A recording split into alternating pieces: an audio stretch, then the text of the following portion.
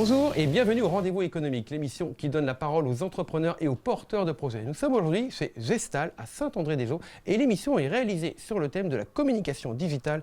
Quel avenir en pleine crise sanitaire? Et pour en débattre aujourd'hui, j'invite Magali Breuil-Barclay. Alors moi Philippe, je suis à la tête de MBBcom. Donc MBBcom, c'est du conseil en communication. Donc je propose à mes clients tout ce qui est identité visuelle, c'est-à-dire mettre en place leur logo, leur carte de visite, leur plaquette. Aussi de la formation en communication, donc plusieurs formations, notamment Facebook Page Pro, prise de parole en public. On est en plein dedans. On est en plein dedans. Ça va, tu te débrouilles bien, je trouve. Bon, merci, vaut mieux. Et ma troisième activité, c'est tout ce qui est accompagnement au développement des structures, parce que j'ai une spécificité quand même, c'est que je suis surtout sur tout ce qui est clientèle, sport, loisirs et bien-être. Voilà, c'est ce que tu me disais. Je les accompagner pour se développer. Et là, on est en plein dedans, puisque justement, la communication digitale en pleine crise sanitaire, quelle transformation, quelle modification ça peut apporter? Qu'est-ce qu'on entend aujourd'hui par la communication digitale?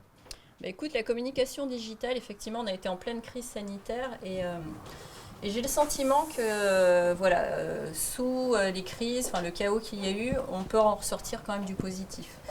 Et le positif concernant ce domaine-là, c'est que moi j'allais voir mes clients avant, je leur parlais du digital, des réseaux sociaux, et pour certains c'était un an, on était en France notamment un petit peu, je dirais, en retard sur ces sujets-là. Et beaucoup de clients refusaient de se mettre au digital.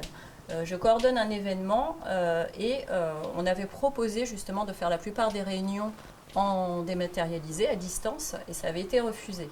Et là, du coup, l'événement devait redémarrer en plein milieu de la crise sanitaire. Et obligatoirement, là, on n'a pas eu le choix, on leur a pas dit, peut-être qu'on va faire les réunions à distance. On a dit, les réunions seront à distance. Et ils se sont dit, génial, au lieu de faire une réunion par mois, on en a fait deux par semaine.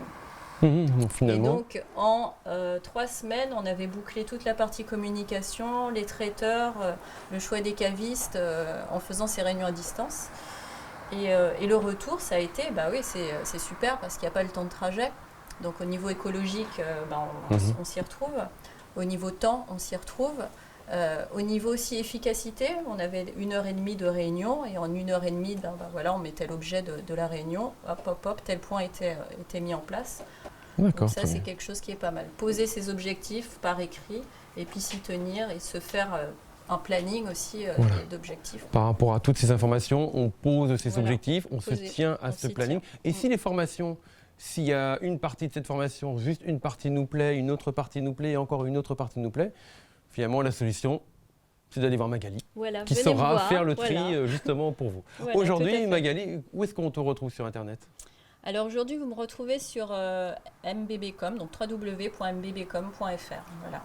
Et là, on a toutes les informations. Tu es aussi présente sur les réseaux sociaux? Je suis aussi présente sur les réseaux sociaux, alors Facebook et puis la chaîne YouTube. Là, je vais bientôt mettre plus de vidéos là-dessus. D'accord. Effectivement. Facebook, YouTube, LinkedIn aussi, non? Je crois que tu es sur LinkedIn. Voilà, j'ai une page LinkedIn aussi. Facebook, YouTube, LinkedIn. Voilà, tout à fait. Parfait.